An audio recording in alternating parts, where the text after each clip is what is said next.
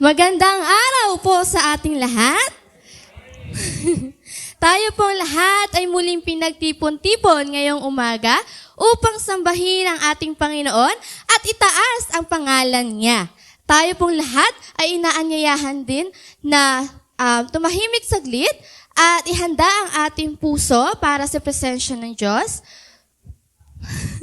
Para sa presensya ng Diyos habang tumutugtog ang instrumental music.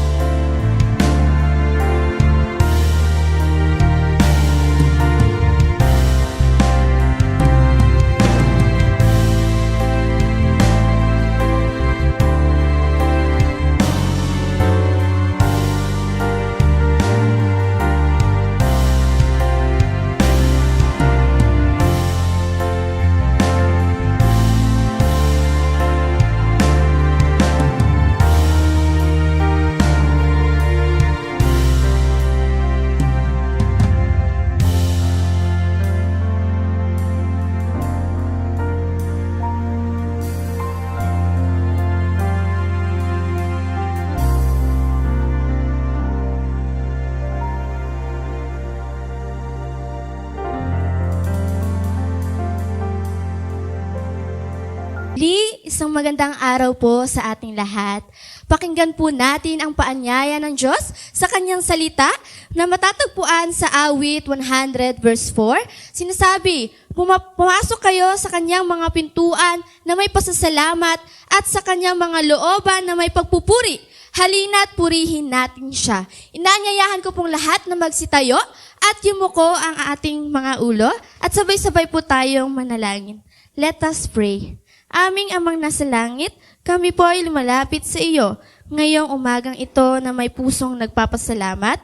Salamat po sa panibagong araw at pagkakataon na kami ay muling makalapit sa iyo bilang isang iglesia.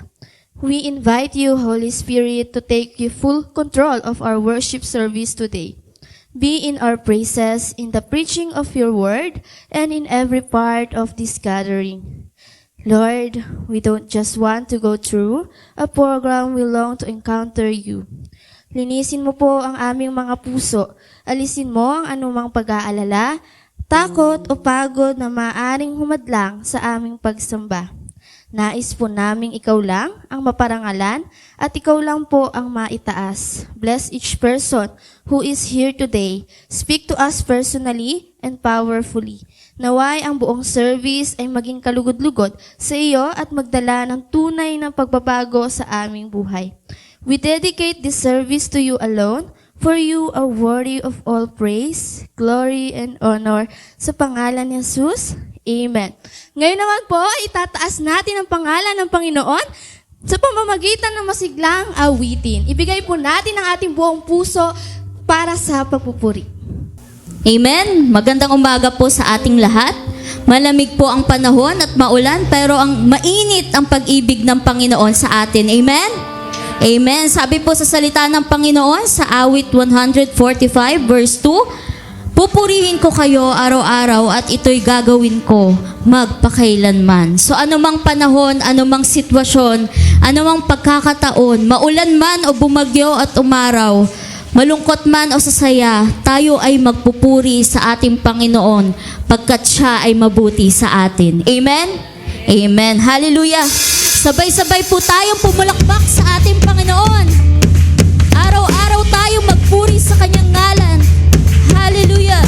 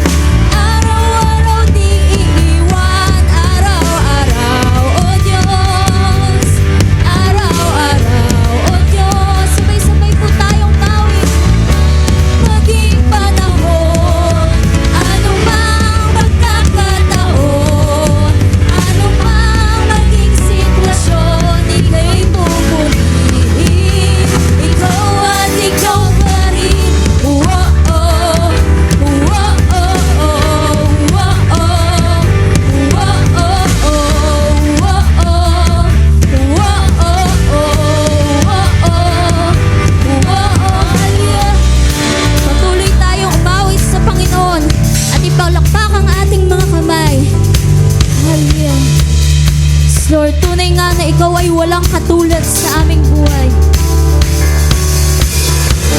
Wala kang katulad, lalala kang katulad. Wala kang katulad, lalala kang katulad. Wala kang katulad, lalala kang katulad. Wala kang katulad, lalala kang katulad. Wala kang katulad, lalala kang katulad. Wala kang katulad, lalala kang katulad. Wala kang katulad, lalala kang katulad. Wala kang katulad, wala kang katulad. Wala kang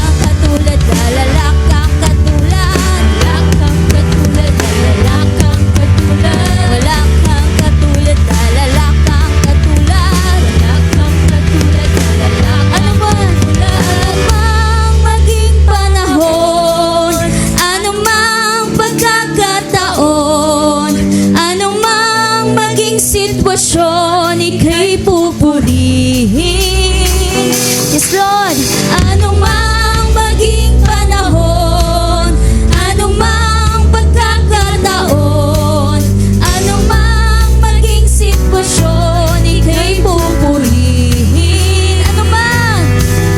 Anumang maging panahon, anumang pagkakataon, anumang maging sitwasyon, ika'y pupurihin. Ikaw at ikaw pa rin. Oh-oh, oh-oh, oh-oh,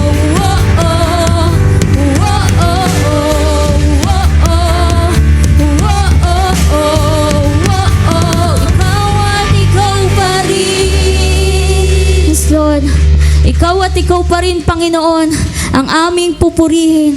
Sabay-sabay po tayo muling umawit. Hallelujah. Yes, Lord. Tayo po'y patuloy na umawit sa Panginoon. Dahil alam natin na anumang pagsubok, anong bagyo ang dumating sa ating mga buhay, mawala man tayo sa Panginoon, tanging ang pag-ibig ang ilaw natin patungo sa Kanya. Hallelujah. Patuloy tayong aahon dahil sa Kanyang dakilang pag-ibig sa atin.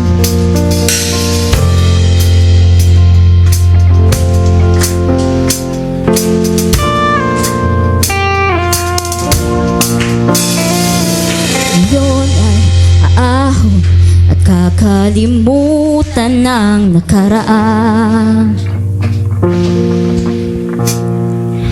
Dilim ng kahapon, isasantabi na at wawakasan. Yes, Lord. Pagkat ang liwanag ng pag-ibig mo ay ilaw gabay sa pagbabalik ko. Aawitin ang iyong katapatan at kadakilaan. Sasayaw sa saliw na lawak ng iyong pagmamahal.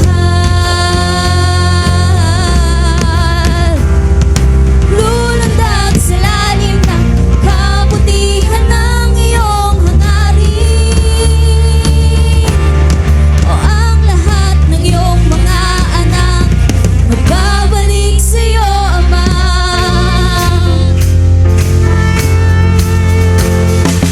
Ipagdiriwang at ihahayag ang kalayaan.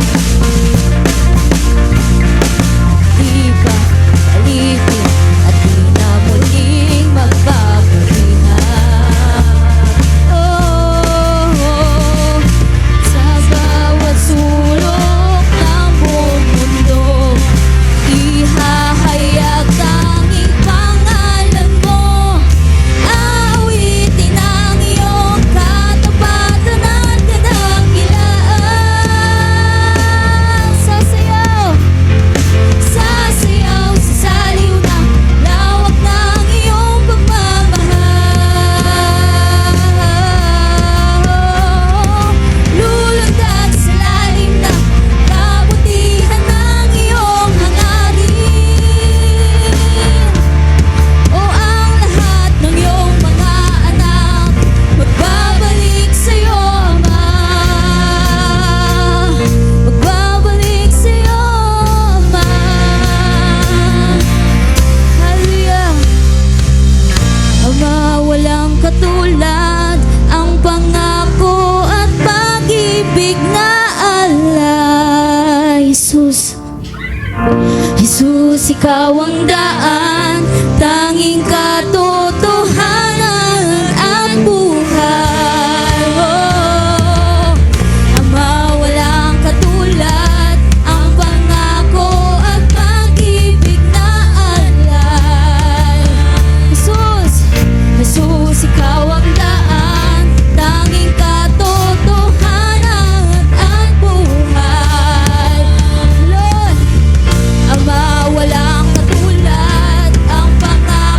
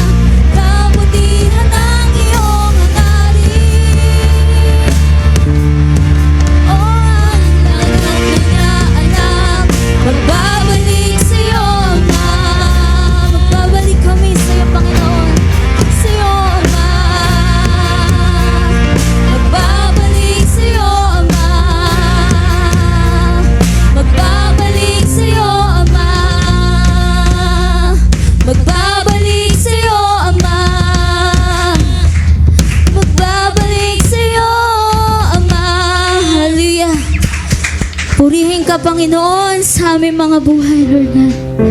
Yes, Lord. Tunay nga, Panginoon, sa iyong piling ay mararanasan namin ang kapayapaan, Lord God. At kaligayahan na hindi namin makikita, Panginoon, sa mundong ito, kundi tanging sa iyo lamang, O Lord. Wala na kaming hahanapin, kundi ikaw lamang, Panginoon, sa aming mga buhay. Yes, Lord Jesus.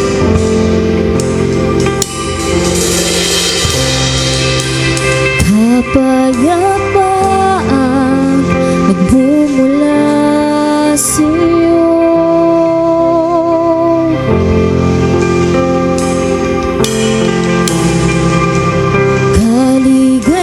Kaligayahan nakamit sa piling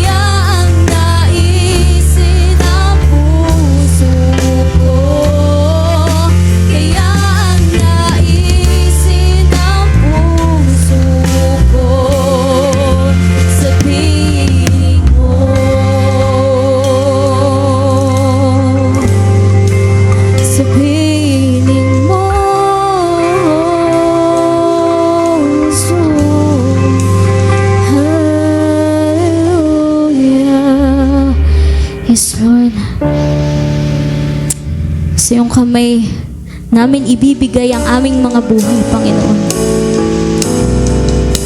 Dahil sa iyo lamang kami nagtitiwala, O Diyos.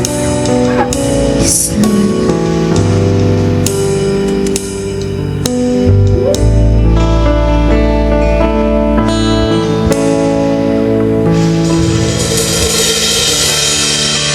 Sa iyong kamay aking ibibigay buong buhay.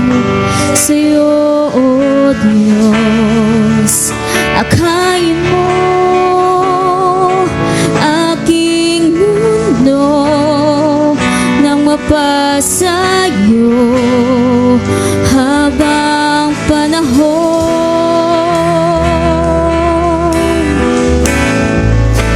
Jesus, sa'yo ang buhay ko, nagtitiwala sa iyo, papupurihan ka, aawitan ka, buong buhay.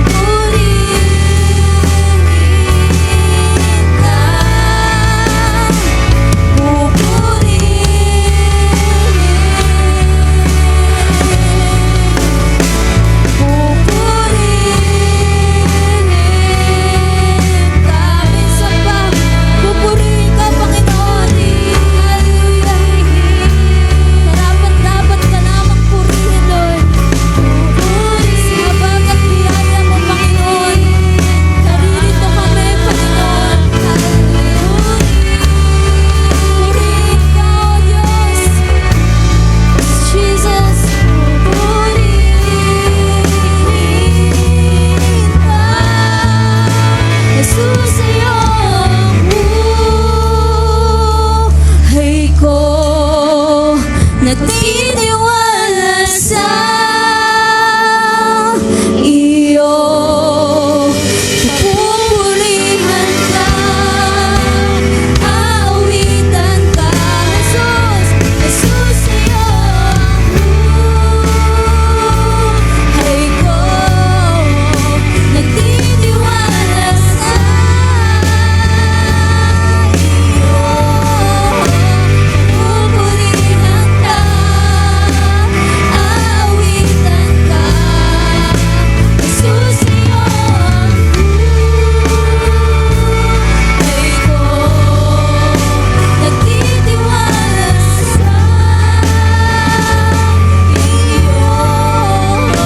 Papupurihan ka, aawitan ka, papupurihan ka, aawitan ka, papupurihan ka, aawitan ka,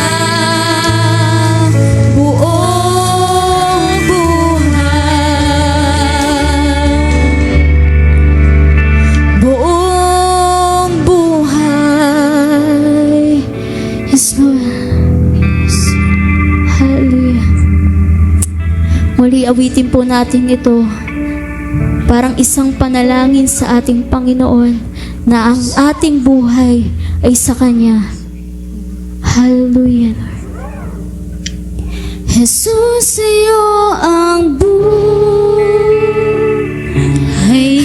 ko, nagtitiwala sa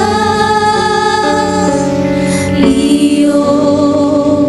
Papupurihan ka, aawitan ka, Jesus, Jesus sa'yo ang buhay ko, nagtitiwala sa iyo. Papupurihan ka, aawitan ka, buong buhay. Yes, Lord, ang lahat ng awitin na ito, Panginoon, ay tanging sa iyo lamang, sa dakilang mong pangalan, sa pangalan ni Jesus. Amen and amen. Bigyan po natin ng malakas na palakpak ang ating Panginoon. Amen.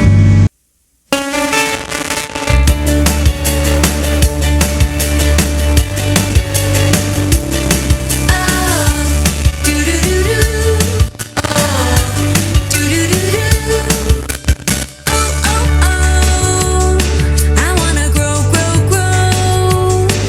in deeds and faith, stronger every day. And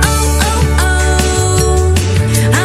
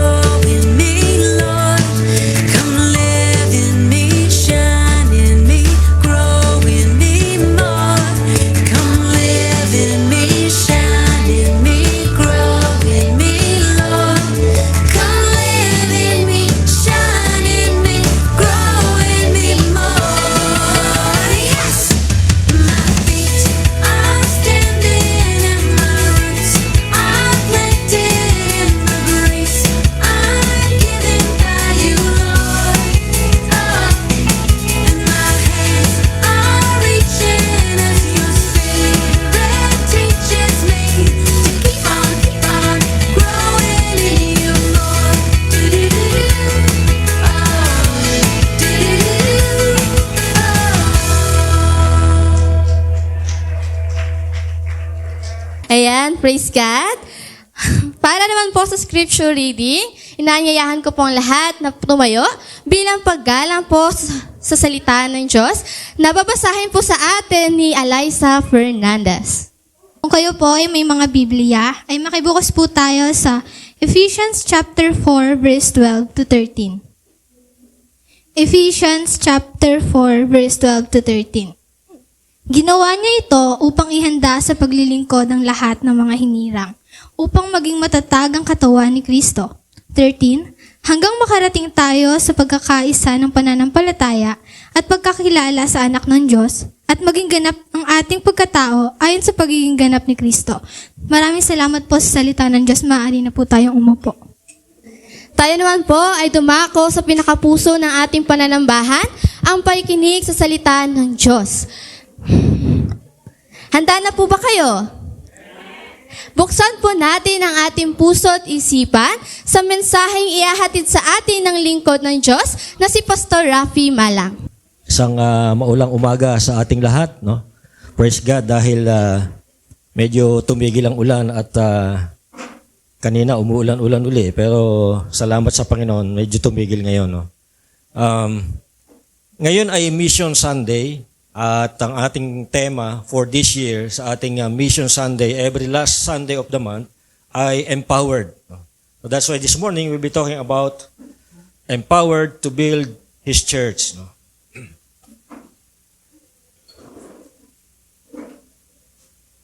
Yan. So. At ang ating pong text ay matatagpuan sa Ephesians chapter 4, 12 to 13. No? Ang sabi po, we build better together. Kapag tayo po ay sama-sama, kahit ano po ang mga sitwasyon, kahit ano man ang mga trials and testings, kapag tayo po ay sama-sama, lahat po yan ay mapagtatagumpayan natin. Magandang umaga po uli sa inyo lahat at let me open with something familiar. Siguro lahat naman tayo ay familiar sa basketball. Mga pababae o lalaki, familiar tayo lahat dyan sa basketball. No? At nakakita na po ba kayo ng isang basketball player na yung tinatawag na buwakaw? Buhaya. Team sila, pero gusto niya siya lang yung sikat. So pag nahawakan yung bola, hindi yan mamamasa. Diretso yan sa ring. So, may mga player pong ganun. Kapag ganito po ang laruan, kahit pong team kayo, parang siya lang yung bida, ano po ang usually nangyayari kapag ganito ang laruan? Siyempre, nag-struggle yung team. No? Paano mananalo kung isa lang lagi yung humahawak ng bola, hindi marunong mamasa? No? Nag-struggle yung team at siyempre, talo. Walang panalo. At siyempre, kapag talo, walang saya. Diba? But when a team plays as one, when everyone shares the ball, trusts each other, and plays their part, lahat po ay nababago. Everything changes. Ang laro ay nagiging masaya, nagiging smooth, nagiging stronger, at mas enjoyable kapag ang bawat membro ng team ay nakakahawak ng bola. Walang buwakaw, no? So the game becomes smoother, stronger, and more enjoyable. Ganyan po dinesign ng Diyos ang kanyang iglesia o church, no? God isn't building a church for just one age group or ministry. Ang simbahan po ng Panginoon ay hindi lang para sa isang particular age group, kundi ito po ay para sa lahat ng age group because He's building a family. He's building a mission, a spiritual home where every generation has a role to play. Basahin ko po uli yung binasa ni Dada kanina sa Ephesians 4:12 to 13. Sabi sa English, to equip His people for works of service so that the body of Christ may be built up until we all reach unity in the faith and in the knowledge of the Son of God and become mature. So dito po sa talatang ito, may mga bagay po mahalagang bagay tayong titingnan. Una, the church is God's project and everyone's involved. Dahil po ito'y proyekto ng Diyos, this is God's project, so lahat po tayo ay involved dito. Lahat po ay kasali. So let's be clear, no? The church belongs to Jesus. Ito po ay sa Panginoon. Dahil sabi niya sa Matthew 16:18, I will build my church and the gates of hell will not prevail against it. So, sino nag-build ng church? Si Jesus. Now, kung si Jesus ang nag-build ng kanyang iglesia, sino naman ang mga gagamitin niya? Natural, lahat po tayo na bahagi ng kanyang iglesia. No? So, all of us, hindi lang mga pastor, hindi lang mga young leaders, hindi lang mga elderly, kundi lahat ng kanyang mga anak, lahat ng kanyang mga lingkod from every age and every stage of life. Lahat po tayo kasali dito. Doon po sa Ephesians chapter 4 verse 12, sabi doon, we are equipped to serve young, old, students, retirees, lahat kasali. Let's stop the excuses. Ito yung mga madalas nating narinig. Ang hirap kausap ng mga Gen Z. Mga matatanda, no? Yung mga bata naman, ang sinasabi niyan, yung mga seniors, ayaw ng pagbabago. No? So, ito po yung mga excuses na narinig natin. Kaya, hindi magkasama-sama, magkaisa sa gawain. Now, these are not problems to avoid. Sa halip, ito po yung mga opportunities na kung saan we can connect with each other. Ang design po ng Diyos is for generations to work together. Na ang bawat age group ay magsama-sama sa gawain ng Panginoon. Hindi lang mga kabataan, hindi lang mga elderly, hindi lang mga bata, kundi lahat po ng age group ay magsama-sama sa gawain ng Panginoon. Doon po sa Psalm 145, verse 4, nire-remind po tayo dito, sabi doon, one generation shall commend your works to another. So mga kapatid, the plan was never isolation. It's collaboration. Collab po tayo. No? Hindi po tayo kanya-kanya. Lahat po tayo dito ay sama-sama. No? Imaginein po natin, isang nanay nagli-lead ng prayer circle para sa mga teenage girls. No?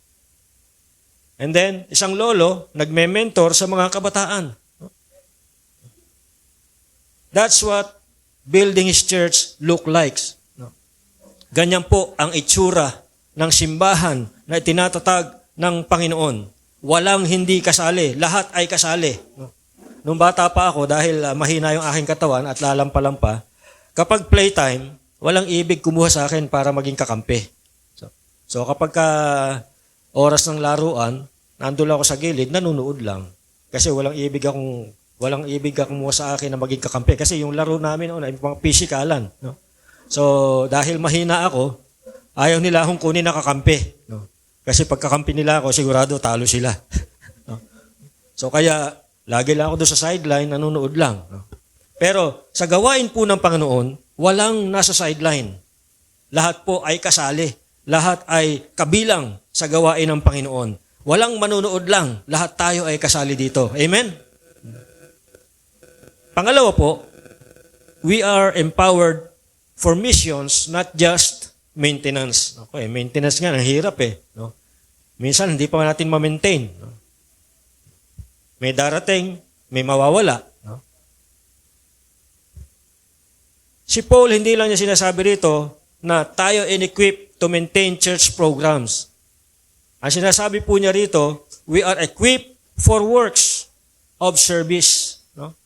Hindi sinasabi ni Paul na in-equip tayo ng Panginoon, inihanda tayo ng Panginoon para mag-maintain ang church program. Ang sabi po ni Paul, we are equipped for works of service.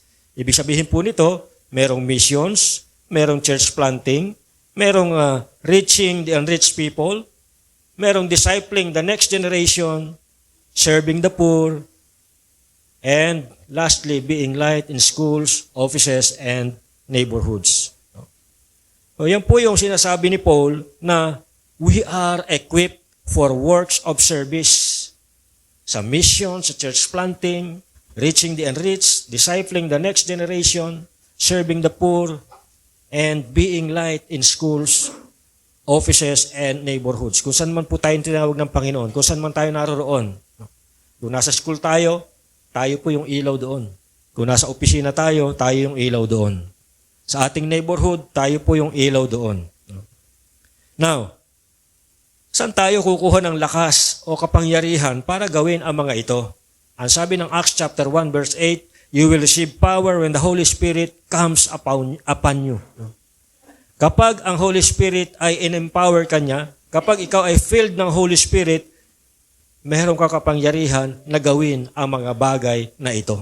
Ito po yung pangako ng Panginoon Jesus doon sa mga disciples bago siya umakyat sa langit. Sabi niya, hintayin niyo yung darating na papalit sa akin. No. Sabi niya sa Acts 1:8, bago siya umakyat sa langit, you will receive power when the Holy Spirit has come upon you. That's why nung araw ng Pentecost, nung bumaba yung Espiritu sa kanila, doon sa mga disciples, na ang sabi doon parang dilang apoy, yung bumaba sa kanila, at ang bawat disciples ay napuspos ng Espiritu. At sila po ay nagsimulang mangaral ang salita ng Diyos sa iba't ibang wika na naiintindihan noong mga nando sa audience. So, yun po yung nagagawa ng Espiritu sa ating buhay. He can give us power para gawin ang mga bagay na ito na ipinagagawa ng Panginoon sa atin. The Holy Spirit empowers the youth, ang mga kabataan, para magkaroon ng courage na siya ay manindigan para sa Panginoon. Ine-empower ng Holy Spirit ang mga elders with wisdom para magturo at magmentor ng mga nakababata. Ine-empower ng Holy Spirit ang buong church o iglesia to break down age barriers and serve as one. So, hindi po isa lang ang magdadala ng bola. Lahat po tayo ay makakahawak ng bola. We will play as a team. We will work as a team. Walang nanonood lang, walang nasa sideline lang, lahat po ay kasali. So, imagine po natin ito. Picture po natin ito sa ating isipan. Yung lolo at yung kanyang apo nagli-lead ng worship. Diba? Ang gandang tingnan. Yung maglolo, nagli-lead ng worship. Yung dating Sunday school teacher o Sunday school student, ngayon ay nagpipreach sa kanyang mga teacher. Yung mga iba rito ay mga laking Sunday school. At karamihan sa kanila, sila naman ngayon yung nagtuturo ng Sunday school. Imagine po natin isang teen at senior na parehong humayo at maging mga missionaries. Di ba napakagandang tingnan? No? Iba't ibang age group nagsasama-sama sa gawain ng Panginoon. That's the beauty of a Spirit-empowered, multi-generational church. Pangatlo po, unity in mission is the goal. Ang pagkakaisa, yun po yung sinasabi sa atin sa verse 13, until we all reach unity in the faith. As we grow, sabi doon sa verse 13, until we all reach unity in the faith. Ito po yung nangangahulugan na tayo po ay naririto hindi para magkumpetensya sa isa't isa. Tayo po ay naririto hindi para magpagalingan. Walang mas magaling. No? Tayo po ay naririto para mag-complement sa isa't isa. Yung hindi ko kayang gawin, meron sa inyo, kaya nyong gawin. Yung hindi nyo kayang gawin, kaya kong gawin. So tayo po nagko-complement. Hindi tayo nagpapagalingan, hindi tayo pa nagpapataasan. Para mag-asawa, nagko-complement. Kung ano yung weakness ng isa, strength ng isa. So nagko-complement sila with each other. So, again, we are not here to compete with each other. We are here to co-labor. Siguro doon kinuha yung collaborate, co-labor.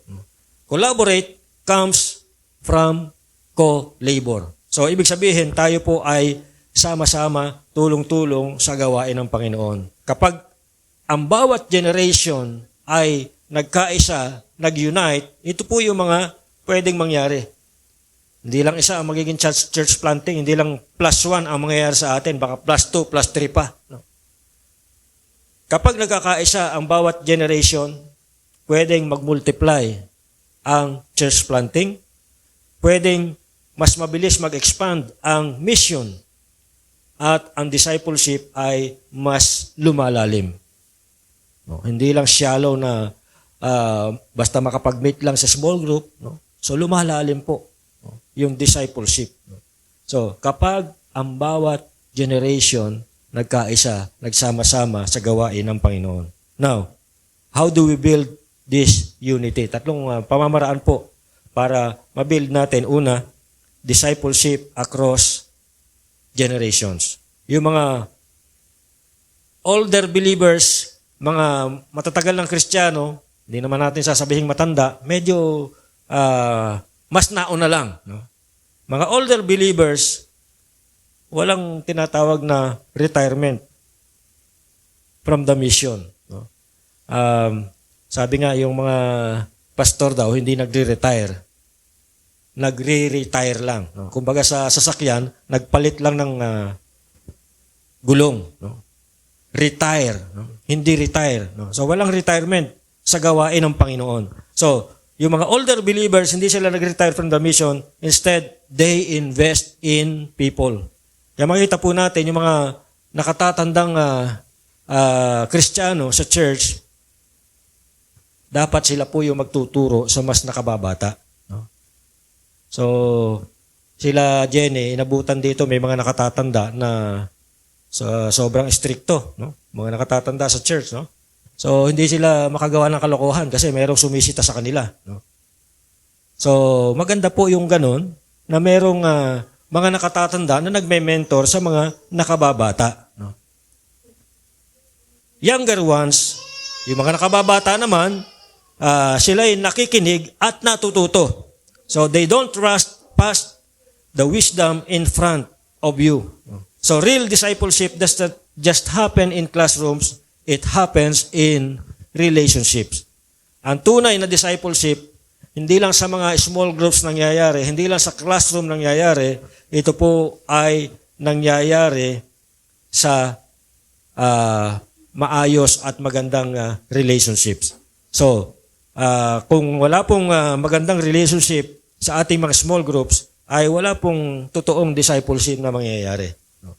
So, kasi doon sa relationship, doon mo mas naipapasa yung mga katotohanan mula sa salita ng Diyos na natutunan mo from the past. Now, kung wala kang relationship doon sa small group mo, para lang kayong student-teacher, so walang real discipleship na nangyayari. So kaya po, sa isang discipleship process, kinakailangan na magkaroon ng relationship. So, kapag para po mag-build natin yung unity, tatlong pamamaraan po. Una, discipleship across generation. And then, we have to have shared vision for mission. Let's create leadership tables that include the youth. Kaya sa CMT, kasama po yung youth president, kasama yung mga reps ng bawat auxiliary. So, merong representative ang Young Pro, meron sa women, meron sa men. So, yun po yung nagkukompose ng leadership ng church. So, across generation, hindi lang yung mga pastor, hindi lang mga elder sa church ang member ng CMT, kundi pati yung mga leaders ng kabataan ay kasama doon sa leadership. So, let the elders bless and send younger missionaries. Tandaan po natin sa Joel chapter 2 verse 28, sabi doon, your sons and daughters will prophesy, your old men will dream dreams. So, we need to have shared vision for mission para magkaroon tayo ng unity. Una, pangatlo, honor and humility. Yung mga young people, ino-honor nila yung mga nauna sa kanila. Yung mga kuya-kuya, ate-ate nila, ino-honor nila. No? Yung mga older ones naman, ine-empower nila yung sumusunod sa kanila. No? So, dapat po, ganun yung nangyayari sa church. Habang ino-honor ng mga youth, yung mga nauna sa kanila, ito namang mga nauna, dapat tayo yung nag-empower, nagme-mentor, nagde-disciple doon sa mga younger generation. No? So, tandaan po natin, hindi po ito isang relay race. Kasi yung relay race, pag naipasa mo yung baton, tapos ka na. okay ka na. No? Pero hindi po ito relay race, kundi ito po ay isang marathon. Kapag marathon, sabay-sabay tayong tumatakbo. Lahat tayo tumatakbo. Sa relay race kasi, tatakbo ka, dala-dala mo yung baton, ipapasa mo rin sa kakampi mo. So pag naipasa mo, hihinto ka na. Yun naman kakampi mo ang tatakbo hanggang makarating sa finish line. So hindi po ganun. Ito po ay parang marathon. Sabay-sabay po tayo natatakbo hanggang sa tayo pong lahat ay makarating sa finish line. So, a church for every generation, if we want to reach the next digital generation, if we want to see more churches planted, if we want to pass on a legacy of faith, then we need to build His church together. Hindi lang mga kabataan, hindi lang mga nakatatanda, kundi tayo po ay sama-sama, united, empowered, missional. Ephesians chapter 4 verse 13 sabi doon, until we all reach unity in the faith and become mature. God is not looking for a young church or an old one. Yun nangyari sa Europe. Puro matatanda yung kanilang mga members, kaya naubos yung kanilang mga members. Wala silang mga kabataan. Kaya nga sabi ng mga pastors, mga leaders natin sa Kamakop, kapag ang isang church ay walang mga bata, darating ang panahon, mamamatay yung church na yan. So kaya sa church, hindi lang dapat mga elder ang makikita natin, dapat may mga bata rin, may mga youth. No? So, ibig sabihin, lahat ng age group, dapat meron tayo. Dahil sama-sama tayo sa paggawa ng gawain ng Panginoon. God is looking for a united, mature, spirit-empowered church. Yun po yung hinahanap ng Panginoon na simbahan. Hindi lang yung simbahan na para sa mga kabataan. Kasi meron church sa puro youth, yung kanilang nire-reach out. Nung estudyante pa ako, merong doon sa U-Belt, merong youth center doon na puro kabataan, mga estudyante sa University Belt ang kanilang nire-reach out. So pag pumasok ko doon sa church, puro youth ang makikita mo. No? Dahil mga estudyante. No? So hindi po ganoon ang hinahanap na ang gustong i-build up na church ng Panginoon. He is looking for a united, mature, spirit-empowered church across generations. Ibig sabihin, hindi lang mga bata, hindi lang mga kabataan, kundi lahat ng age group ay kasali.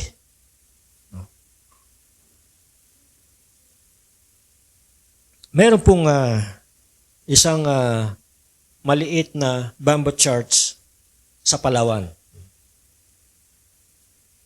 Ito po'y itinanim ng isang young church planter. Isang batang church planter po ang nagsimula ng gawain na ito. So ganyan yung kanilang church, no? Gawa sa kawayan. No? Picture lang yan, pero baka mas malaki naman ng konti dyan yung actual na church. Pero gawa po sa kawayan. No? So, mas maganda pa nga yan kasi pag summer, hindi mainit. No? So, ganyan po yung kanilang church. No? Every Sunday, itong nagsimula ng gawain na ito, isang kabataan o isang batang missionary na nagsimula ng gawain na ito, naglalakad siya ng 3 oras para marating itong lugar na ito. So, 3 hours yung kanyang lalakarin, magpipreach siya doon sa church, and then, pag uwi niya, another 3 hours, lakad na naman. Buti nga tayo rito, malalapit lang.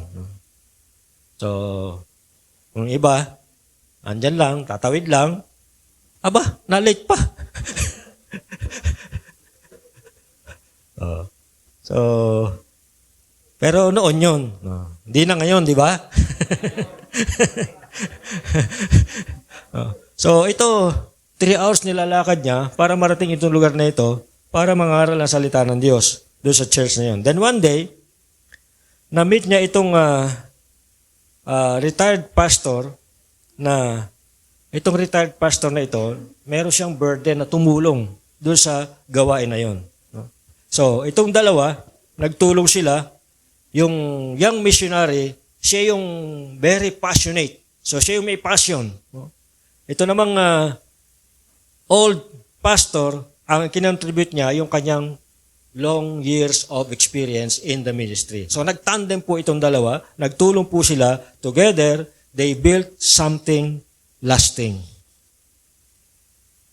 Ngayon po, yung church na yan, hindi na maliit na bamboo church. Sila po nagsisend na ng mga missionaries na galing doon sa church.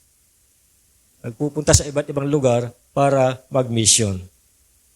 Mga kapatid, that's the power of generations building together. Ako po ang isang pinagpapasalamat ko sa Panginoon. Maliit lang tayong church. Hindi naman tayo kalakihang church. Maliit lang tayo. Very limited yung ating resources. Pero nakakatuwa at pinagpapasalamat ko sa Panginoon. May mga homegrown tayo ng mga pastors na na-develop at sila po ay nalisensyahan ng Kamakop at meron na pa tayong naipadala sa Talim Island. No? Si Pastor Jang. No? So, praise God. No? Marami tayong mga marami tayong mga potentials dito. No? Kahit na ganito lang tayo, may mga potentials na someday, who knows, baka isa rito sa atin magmi-mission sa ibang bansa or anywhere in the Philippines kung siya tawagin ng Panginoon. No? So, baka yung isa sa mga katabi nyo riyan ay future missionaries. So, pag-pray po natin. No? So, again, that's the power of generations building together. Kapag tayo po ay nagsama-sama, nagkaisa sa gawain ng Panginoon, marami tayong pwedeng magawa. So mga kabataan, young people, tanungin niyo ang Panginoon, ask the Lord, how can I serve now? Huwag na tayo maghintay pa na tayo'y tumanda, kasi pag matanda ka na, lalo ka nang mahirapan. So ngayon pa lang, habang bata ka pa, tanong mo ang Panginoon, Lord, saan ba ako pwedeng mag-serve? How can I serve? Paano ba ako mag-serve ngayon? So huwag na tayo maghintay pa, dahil tinatawag ka ng Panginoon ngayon. Sa mga nakatatanda naman, itong tanungin natin sa Panginoon, who can I walk with? Who can I invest in? Panginoon, sino ba ang i-mentor ko? Sino ba ang i-disciple ko na mas nakababata sa atin? Yung mga stories ng mga older generations natin, it matters now more than ever.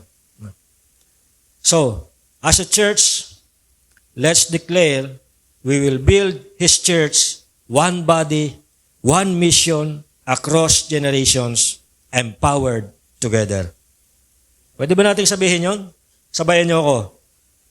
1, 2, 3. We will build this church, one body, one mission, across generations, empowered together.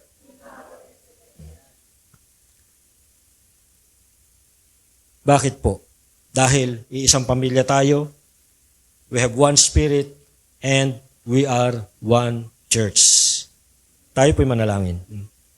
Aming Amang nasa langit, kami po'y lumalapit sa inyo na may pusong nagpapasalamat. Salamat po sa makapangyarihang mensahe na aming narinig ngayon na kami ay tinawag, pinalakas at isinugo upang maging bahagi ng pagtatayo ng iyong iglesia. Panginoon, salamat po sa isang misyon na inyong pinagkatiwala sa amin, ang ipahayag ang ebanghelyo at ang maglingkod ng may katapatan at ang magpasa ng responsibilidad hindi lamang para sa aming henerasyon, kundi para na rin sa mga susunod pa. Lord, empower us through your Holy Spirit to be faithful builders of your church, young and old, together, united in purpose and passion. May we never lose sight of the mission, and may we always pass the flame of faith to the next generation.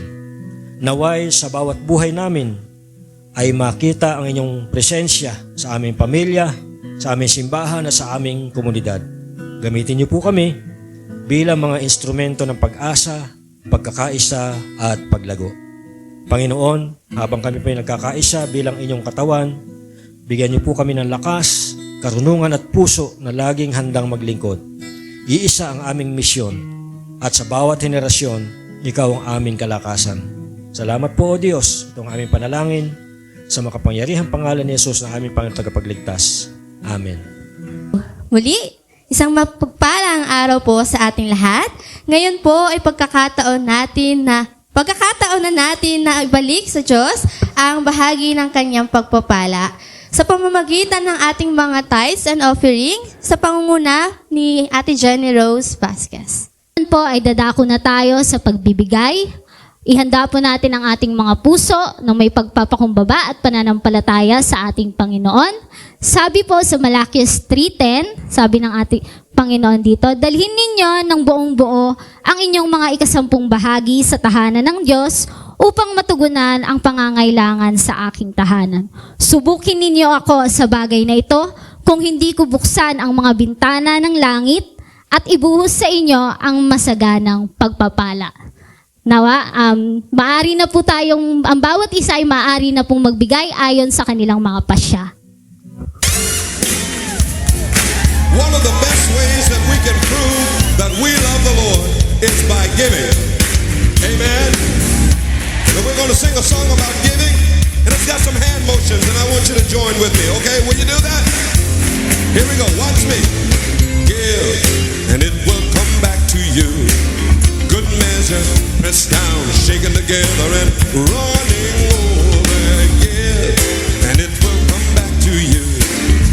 When you give to the Lord. Help me out now. Here we go. Give, and it will come back to you.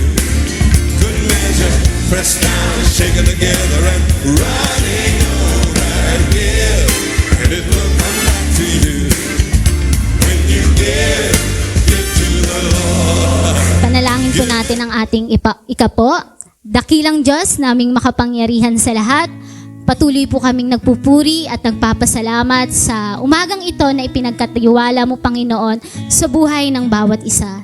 Dakilang Diyos, patuloy po naming panalangin na sa mga nagbigay, Panginoon, para sa gawain mo. Dalangin ko, Panginoon, na pagpalain mo ang kanilang mga buhay.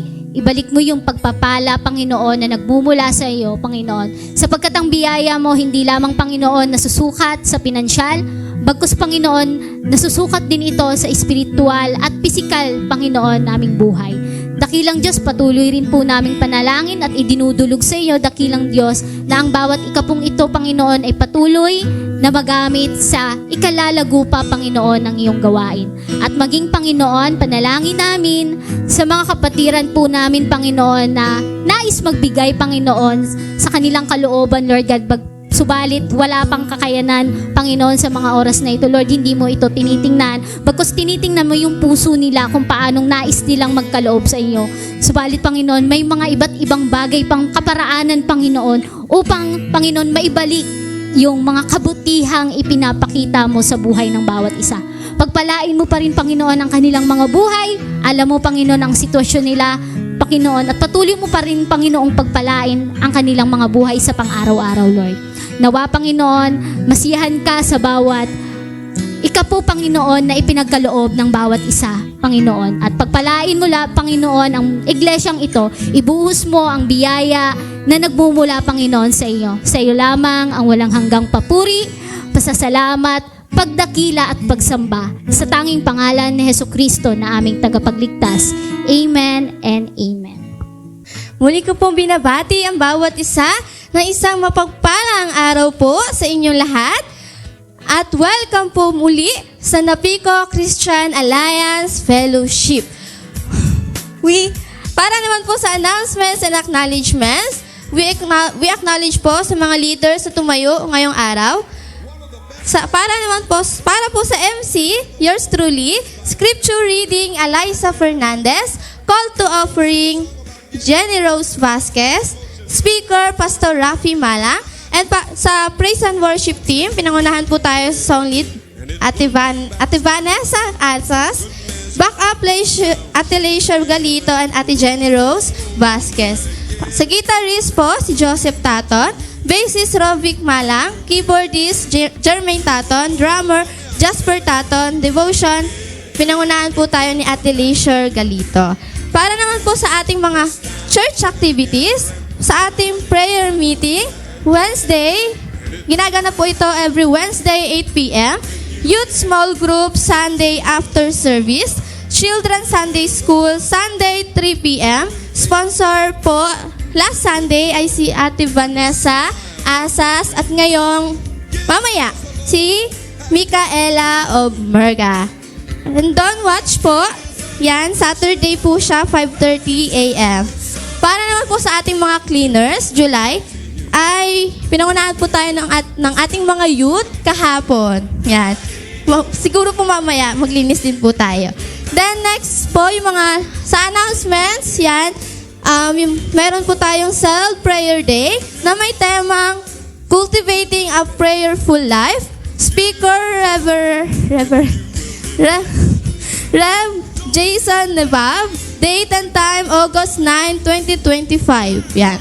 At 8 a.m. to 11:30 a.m. Venue po niyan is sa Cells Alive Christian Fellowship. May registration fee din po yan na 300 pesos. May upcoming event din po ang mga youth. Ayan, sa Youth Fellowship team na may tamang Real Talk, Real Faith, and Real Change. At ang ating speaker po dyan is si Pastor Vlad Venus. Date and time po niyan is yung August 17 at 2 p.m. to 5 p.m. Venue po niyan dito po sa ating NCAF. Yan. Registration fee po, meron po 30 pesos para sa youth at 50 pesos po para naman sa mga young pro. Ayan, para naman po sa ating mga July birthdays, binabati po natin si Micaela Merga, birthday po niya sa July 29. Yan. Happy birthday po. Next Happy is, birthday pares po sila. Si Ate Helen Corpin. Happy birthday. Ayan. Happy birthday. Yun lamang po. Para naman po sa ating responsor, bilang tugon sa mensahe ng Panginoon, tayo po ay muling umawit, gawin nating panalangin ang ating awit ngayon sa pangunguna ng worship team na susundan naman po yan ng closing prayer and benediction ni Pastor Rafi Malang. Inaanyayahan ko po ang lahat na tumayo. And i-feel po natin ang awitin na ito na panghawakan natin ang pangako ng Panginoon sa kanyang kabutihan na hindi nagbabago at hindi mawawala magpakailanman. Yes, Lord. Thank you, Jesus.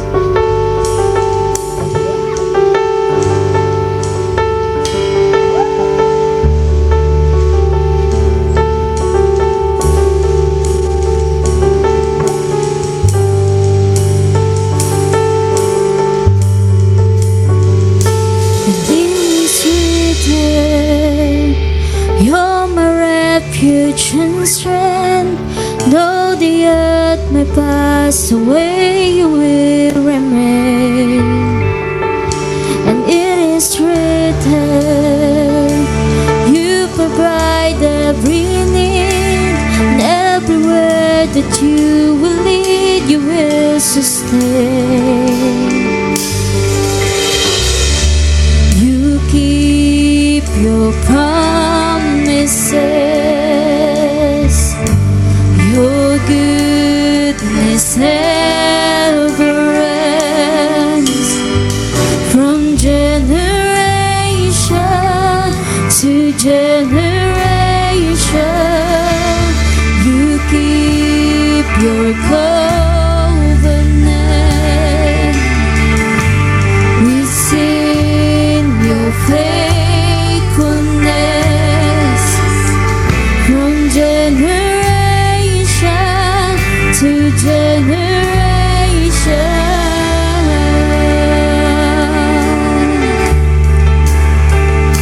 And it is written, we're redeemed by your blood, and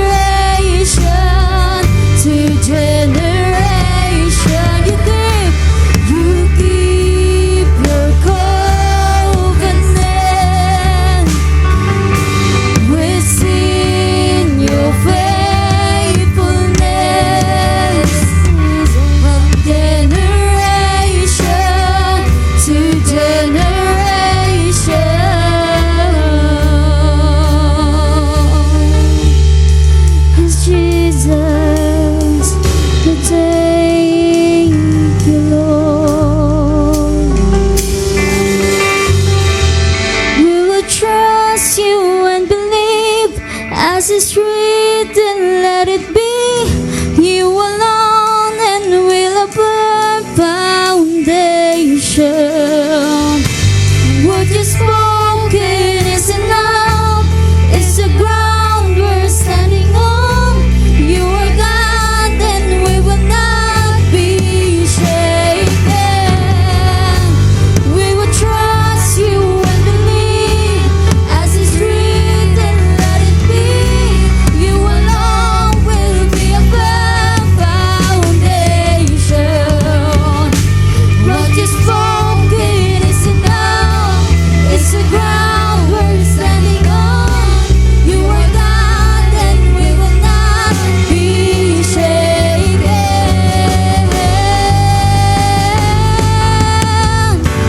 You keep your promises. Your goodness never ends. From generation to generation, you keep your covenant. We'll sing your faithfulness. From generation to generation, once again, you keep your promises. Your goodness never ends. From generation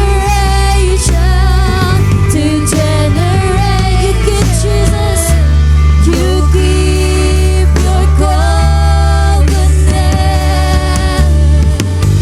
We'll sing your faithfulness, Jesus. From generation to generation, from generation to generation,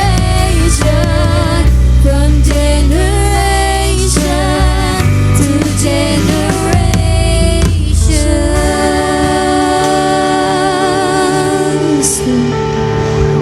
Tayo po'y manalangin. Aming Amang nasa langit, kami po ay nagpapasalamat sa inyong presensya sa aming kalagitnaan, sa buong pananambahan namin ngayong araw na ito. Salamat po sa inyong salita na nagbigay linaw at nagbigay ng kapahayagan patungkol po sa aming tungkulin bilang bahagi ng inyong iglesia, na kami po ay inyong tinawag, pinalakas at isinugo. Lord, thank you for reminding us that we are empowered not by our own strength, but by your Spirit to fulfill one mission across all generations. Help us, Lord, to carry this truth as we leave this place. Naway ang aming mga buhay ay patuloy na maglingkod bilang patotoo ng inyong biyaya. Tulungan niyo po kami na maging tapat sa maliit man o malaki at laging handang magtayo, magturo at magtanim ng pananampalataya sa puso ng susunod na henerasyon.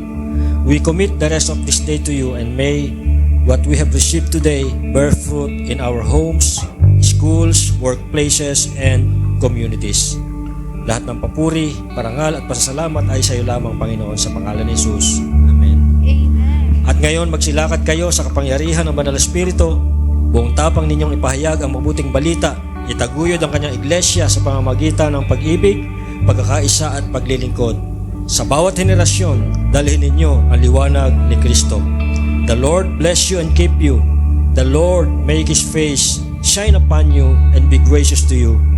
The Lord turn His face toward you and give you peace. Amen and amen. God bless you all.